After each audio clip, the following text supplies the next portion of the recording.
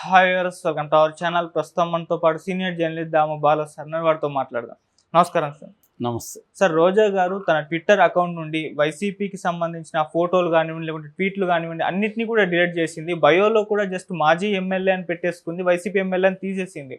So ఎందుకు ఈ విధంగా రోజా గారు ఈ విధంగా చేశారని చెప్పేసి ఇది కూడా ఒక చర్చకు దారితీసింది. మరి వైసీపీకి గుడ్ బై చెప్పి బయటకు వచ్చేస్తున్నారా అని చెప్పేసి అంటున్నారు. సార్ మీరేం చెప్తారు, ఎందుకు తీసేసింది? అంటే మామూలుగా ఇప్పుడు ఇవాళ సోషల్ మీడియాలో ఏం జరుగుతుందంటే, ఇప్పుడు లవర్స్ కావచ్చు, లేకపోతే భార్యాభర్తలు కావచ్చు, సెలబ్రిటీలు ఏం చేస్తారంటే ఫస్ట్ సోషల్ మీడియాలో ఫోటోలు తీసేయడం, వాళ్ళ పేర్లు తీసేయడం, ఇవి చేస్తుంటారు. లేకపోతే అన్ఫాలో కొట్టడం, ఇవి ఫస్ట్ అంటే పబ్లిక్కి ఇండైరెక్ట్గా చెప్తారు.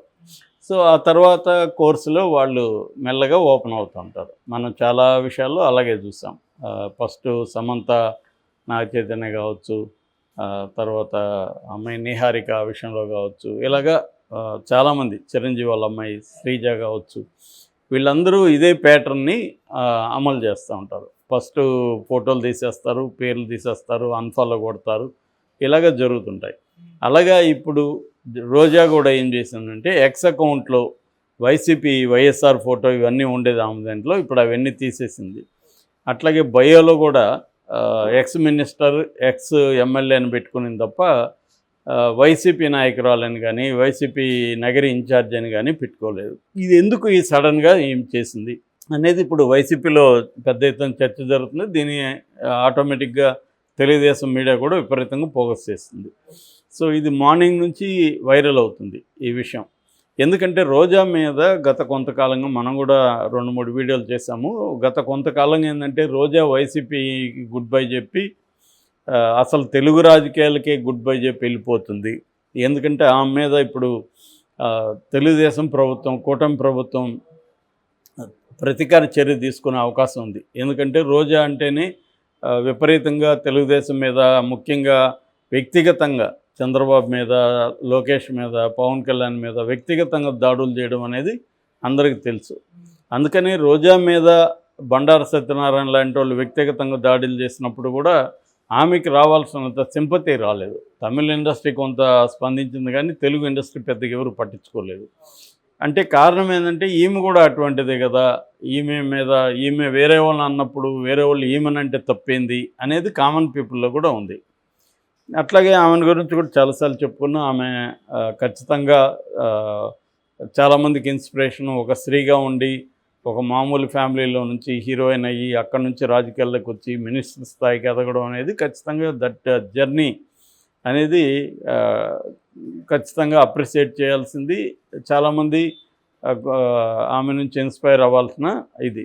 అయితే ఆమె రాజకీయాల్లో ఒక చెడ్డ సంప్రదాయాన్ని కూడా ముందుకు తీసుకొచ్చింది. అది మేబీ పార్టీల కోసం కావచ్చు, పార్టీ నాయకుల్ని ఇంప్రెస్ చేయడం కావచ్చు. తెలుగుదేశంలో ఉన్నప్పుడు అలాగే బిహేవ్ చేసింది, ఇంకా వైసీపీలోకి వచ్చినాక ఫుల్గా రెచ్చిపోయింది.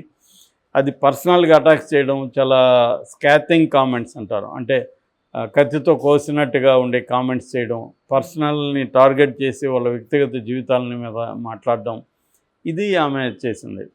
అట్లాగే ఆమె అక్కడ నగిరి నియోజకవర్గానికి సంబంధించి ఎప్పుడు కూడా ఒక ఎమ్మెల్యేగా పనిచేయలేదు. ఆమె ఎంతసేపు హైదరాబాద్లో ఉండి ఇక్కడ జబర్దస్త్ ఇంకొక ప్రోగ్రాముల్లో ఉండడం, దీని మీద ఫోకస్ చేసింది తప్ప ఒక ఎమ్మెల్యేగా అక్కడ స్థానిక సమస్యల మీద పనిచేయడం, ప్రజలకు అందుబాటులో ఉండడం చేయలేదు. దాన్ని తన హస్బెండ్కి వదిలేసింది. అక్కడ హస్బెండ్ కొంతవరకు ఉండి, ముఖ్యంగా అక్కడ ఉండే ఆ వీవర్స్ సమస్యలు ఎక్కువగా ఉంటాయి నగిరి చుట్టుపక్కల, దాన్ని ఆయన పరిష్కరించడానికి కొంతవరకు ట్రై చేశాడు. అట్లాగే వాళ్ళ బ్రదర్స్ కూడా అక్కడ ఈమె పేరు చెప్పి పెద్ద ఎత్తున కుంభకోణాలకు తెరలేపడం, డబ్బులు దండుకోవడం, ఇవన్నీ చేశారు. రోజా కూడా మొత్తంగా వాళ్ళ ఫ్యామిలీ పెద్ద ఎత్తున అక్రమాలకు, అవినీతులకు పాల్పడడం విమర్శలు లోకల్గా ఎక్కడ పోయినా వస్తున్నాయి.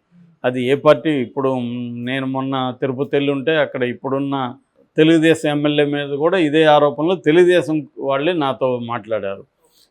మా ఎమ్మెల్యే భయంకరంగా మొదలుపెట్టాడు సార్, మాతో ఏమీ అసలు తెలుగుదేశం వాళ్ళని కూడా, మేము పనిచేసిన వాళ్ళని కూడా పలకరించే అపాయింట్మెంట్ ఇచ్చే పరిస్థితి లేదు అని అంటున్నారు.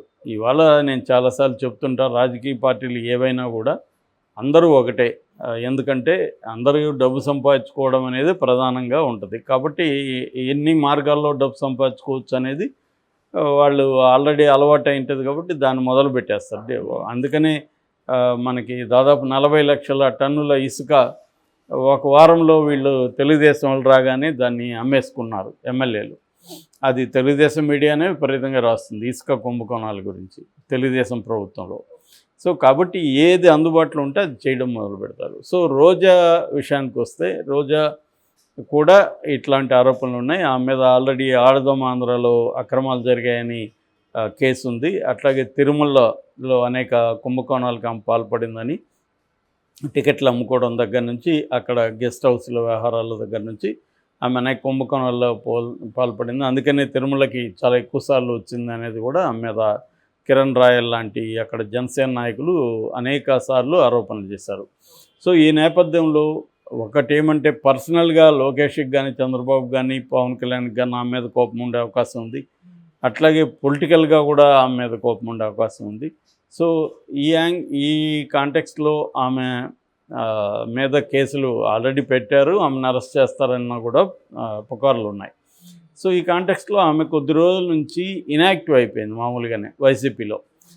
వైసీపీ అధినాయకత్వం కూడా ఆమెను పెద్దగా పట్టించుకోవట్లేదు. దానికి ఒక కారణం ఏంటంటే అక్కడ పెద్దిరెడ్డికి ఈమెకి పడదనేది కూడా ఎప్పటి నుంచో ఉంది.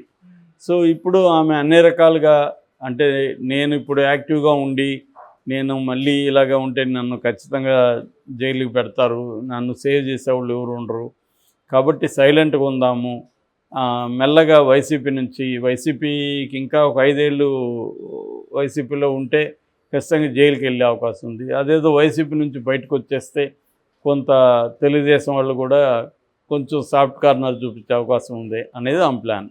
రెండోది ఆమె వైసీపీ నుంచి బయటకు వస్తే ఎక్కడికి పోతుంది? తెలుగుదేశంలోనో జనసేనలోనో పోయే అవకాశం లేదు, ఎందుకంటే వాళ్ళు రానివ్వరు. రెండో మార్గం ఏంటి ఆమెకి? కాంగ్రెస్లోకి వెళ్ళాలి. కాంగ్రెస్లో ఆల్రెడీ షర్మిల ఉంది, షర్మిల రానివ్వదు. కాబట్టి ఇంకా బీజేపీలోకి కూడా వెళ్ళలేదు.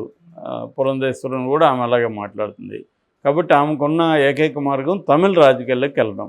ఎందుకంటే ఈమె ముందు నుంచి కూడా తమిళ సినిమాల్లో కూడా యాక్టివ్గా ఉంది. వాళ్ళ హస్బెండ్ తమిళ, తను కూడా అక్కడ యూనియన్స్లో యాక్టివ్గా ఉంటాడు.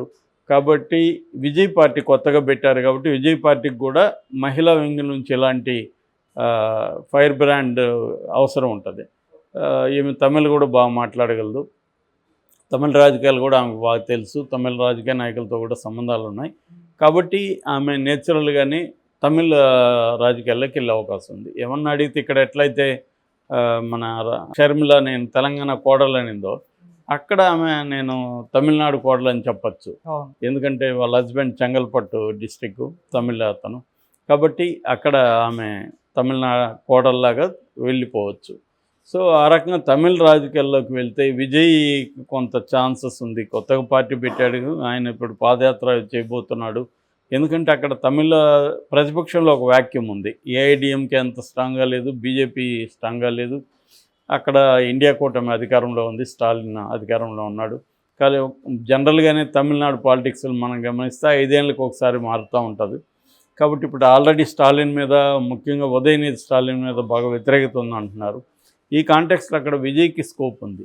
స్కోప్ ఉన్నప్పుడు ఈమె కూడా అక్కడ ఉంటే ఈమెకు కూడా అక్కడ మళ్ళీ కొంత పదవులు వచ్చే అవకాశం ఉంటుంది. సో అందుకని తమిళ రాజకీయాలు ఈజీగా ఉన్నాయి కదా, అక్కడ ఇప్పటికిప్పుడు ఆమె మీద కేసులు కానీ ఏమి లేవు. ఇక్కడంటే ఇప్పుడు వేధింపులు ఇవన్నీ మొదలవుతాయి కాబట్టి ఇక్కడ కష్టమవుతుంది అనేది ఆమె ఆలోచనగా చెప్తున్నారు. అందుకని ఆమె ఒకసారిగా కాకుండా హింట్ ఇవ్వడం మొదలుపెట్టింది. సో అందుకని ఎక్స్లో తీసేసింది. తీసేయకపోతే ఇన్ని చోట్ల ఎందుకు వైఎస్ఆర్ పేరు, వైసీపీ పేరు లేకుండా ఉంటుంది. అట్లాగే ఆమె ఇన్ఛార్జిగా కూడా ఆమె నగిరిలో ఇన్ఛార్జిగా ఉంటూ సమావేశాలు కండక్ట్ చేయడం, అక్కడ వైసీపీ నాయకుల్ని ఆర్గనైజ్ చేయడం అవేవి కూడా ఆమె చేయట్లేదు. సో అంటే క్లియర్గా ఆమె వైసీపీ నుంచి బయటికి వెళ్ళే ఆలోచనలో ఉన్నట్టుగా మనకి అర్థమవుతుంది. Okay sir, thank you so much sir.